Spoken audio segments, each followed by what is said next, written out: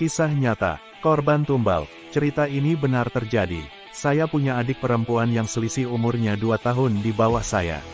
Sejak dia pindah rumah ke rumah mertuanya, dia sering sakit-sakitan. Hidupnya selalu kekurangan. Tapi, dia wanita yang gak mau tinggal diam. Dia mencari cara untuk mencukupi kebutuhan keluarganya dengan berjualan makanan di depan rumahnya. Alhamdulillah, dagangannya laris. Tapi, sejak itu, sakitnya malah makin parah.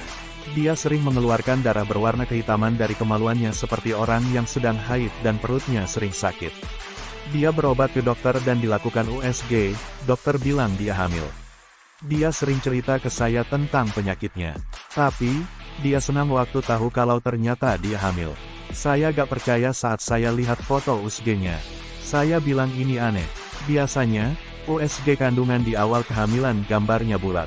Tapi, ini seperti gunung kecil. Hampir mirip segitiga. Saya anjurkan dia untuk beli tes pack. Dia tes, hasilnya negatif. Coba sekali lagi.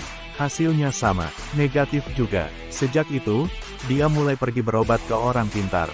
Seorang kakek. Kakek itu bilang dia disantet. Ada sesuatu yang ditanam di depan rumahnya. Setelah 2 kali berobat dengan kakek itu, dia ngerasa enakan. Tapi, itu tidak berlangsung lama, karena seminggu kemudian ternyata kumat lagi. Dia kembali mengeluarkan darah dan perutnya makin sakit. Dia pergi berobat ke tempat lain. Orang pintar juga. Jawabannya cukup mengerikan. Adik saya itu sedang hamil secara gaib.